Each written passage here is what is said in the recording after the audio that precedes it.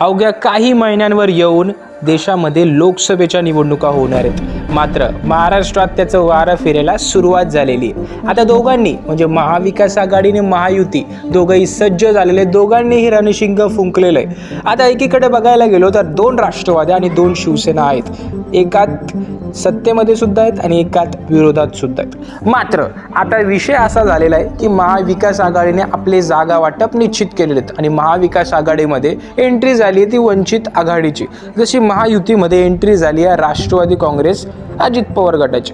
मात्र यावर फॉर्म्युला असा ठरलाय की 19 ते 20 जागा शिवसेना ठाकरे गट घेणार आहे, 9 ते 10 जागा शरद पवार गट घेणार आहे आणि त्याबरोबरच 18 ते 19 जागा काँग्रेस पार्टी घेणार आहे। आता ह्यामध्ये जर बघायला गेलो तर इंटरनल सर्वे झाला होता मागच्या काळात आणि त्यामध्ये महाविकास आघाडीला घवघवीत यश मिळत होतं। जवळजवळ 35 सीट जिंकत महाविकास आघाडी महाराष्ट्रात येत होती।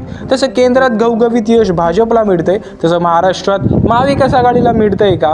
कारण आता येणारा पुढचा काळ महत्त्वपूर्ण असणारच आहे, पण काहीतरी तिढा जरूर झालेला आहे महाविकास आघाडीत। अजूनही जागा वाटप 8 जागांचं प्रश्नचिन्ह अजूनही की कोणाला काय मिळणार आहे। पण आत्ता चाललेल्या सूत्रांनुसार ठाकरे गट कोणत्या जागांवर लढणार आहे? पहिला तर 5 सिटिंग खासदार ओमराजे निंबाडकर, त्यानंतरचं नाव संजय जाधव, अरविंद सावंत, राजन विचारे आणि विनायक राऊत हे फिक्स मानले जात आहेत आणि ह्या जागा फिक्स म्हणजे ठाकरे गट लढवणारच आहे। त्यानंतर हातकणंगलेची जागा, कोल्हापूरची जागा, सिंधुदुर्गची जागा, बुलढाण्याची जागा आणि प्रामुख्याने म्हाडा आणि मावळची जागा असं सांगण्यात येतं की ठाकरे गट लढवणार असल्याचं दिसतंय।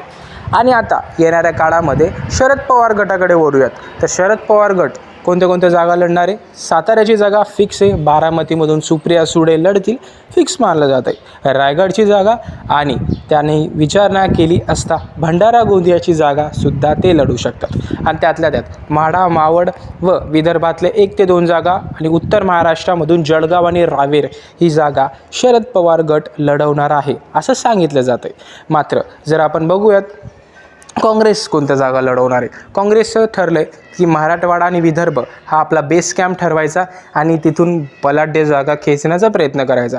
चंद्रपूरची जागा ते लढवणार आहेत, भंडारा गोंदिया मागून घेत आहेत, नागपूरची जागा ते लढवणार आहेत, त्याचबरोबर धुळे, नंदुरबार, मुंबई उत्तर, मुंबई पश्चिमची जागामधून कोणतीतरी एक जागा, त्याचबरोबर जर आपण बघायला गेलो पुण्याची जागा ते लढवणार आहेत, त्याचबरोबर जर आपण बघायला गेलो तर मराठवाड्यातील 2 ते 3 जागा या नसून तर त्या ठिकाणी 5 ते 6 जागा काँग्रेस पार्टी लढवणार आहे।